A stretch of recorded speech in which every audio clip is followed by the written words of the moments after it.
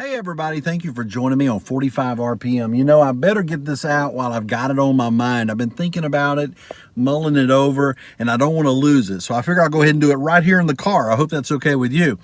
You ever feel like you're being followed? Like you're looking in the rearview mirror and making sure that nobody's following you?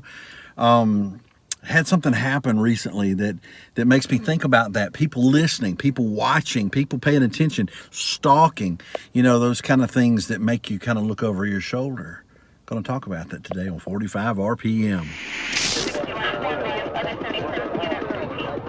I am the eye in the sky, looking at you. Oh, I watch you there through the window and I stare. Private eyes, I'm watching you. I'll be watching you. The man in the dark will bring another attack. I always feel like somebody's watching me. So many times I said you'd only be mine. I'm gonna get you one way or another. I could read your mind. They see your every move, and I don't feel safe anymore. You are I need, and you are mine. Who can it be now? I'll get you. Well, it's the mailman watching me. I'll be watching you. Watching you, watching you, watching you, watching you. When I'm in the shower, I'm afraid to wash my hair. Who can it be knocking at my door? You belong to me. There's nothing wrong with my state of mental health. Your life's in danger.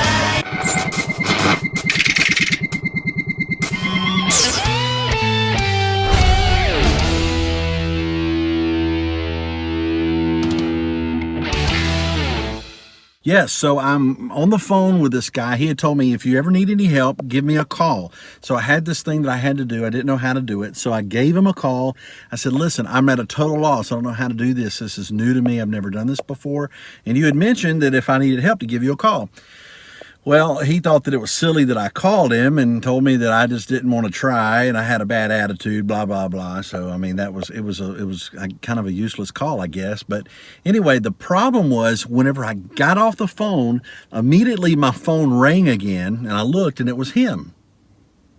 So I picked up the phone and I said, hello, and I could hear him talking. He had butt dialed me. He didn't know that I was on the phone. Interestingly enough, him and another fellow that was in the car with him were just having a big laugh at my expense.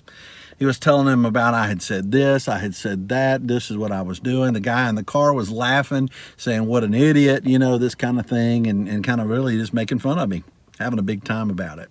Eventually, of course, he looks down at the phone and he says, Scott, are you there?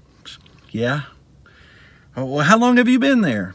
The whole time? Well, what did you hear? The whole conversation? Oh, well, let me call you back, I couldn't help but almost feel sorry for him because he was so caught off guard that I had heard everything. And, that makes me think about that a little bit. Do you ever, I guess what I'm trying to say is I'm glad that people don't hear everything that I think and say and do. Because when you realize that other people can hear you, it's kind of a scary thing. When you realize that other people can see you, if you're doing something and you realize you're being watched, you're being watched. Big Brother is coming. Yeah, it's kind of a spooky thing. Makes you want to stay on your toes. I'm reminded of a podcast that Chris Dorman and Don Waite did a while back on omnipresence and omniscience. God is always listening. He's always watching.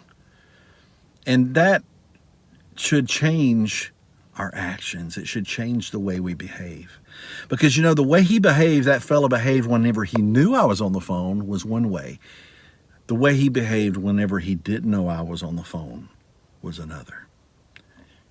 Jesus can hear us. Jesus knows Everything we think, we do, and we say. Every thought. Wow. Jesus knows. Wow. And you know the biggest miracle of that to me, about him knowing, about him seeing, is that it doesn't feel like he's stalking me. He watches me, and he's there for me in love. Here's the biggest miracle. He knows everything I think, say, do, speak, hear, see, touch.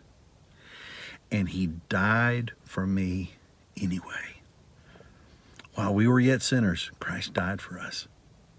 He knows it all. He's seen me at my worst. He's seen me doing the worst things I've ever done.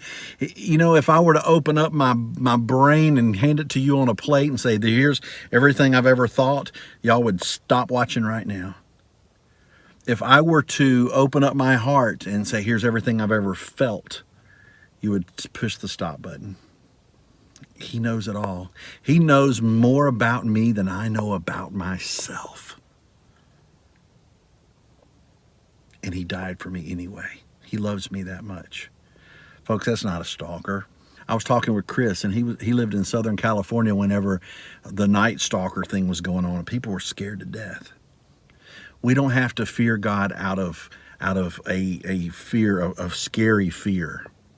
The fear of God that we have is a respect and a reverence, knowing that even though he loves us and is there and watches us and pays attention to every little thing that we do, he died for us. And because of that, I have fear of him. I have a reverence. I have a huge respect of him. It's a big deal to me. On my audio podcast this week, I will be talking a little bit about that. God wants us to know that he watches. God wants us to know that he's there. God wants us to know, and he sends signs to us, that he's ever present in our life. God wants you to know today that he's there for you, and he loves you. And yeah, he knows you. He knows it. He gets all of it, the good, the bad, and the ugly. But he loved you enough. He loved me enough. That's bad, folks. He loved me enough that he died for me anyway. It makes me want to go out and give everybody heaven.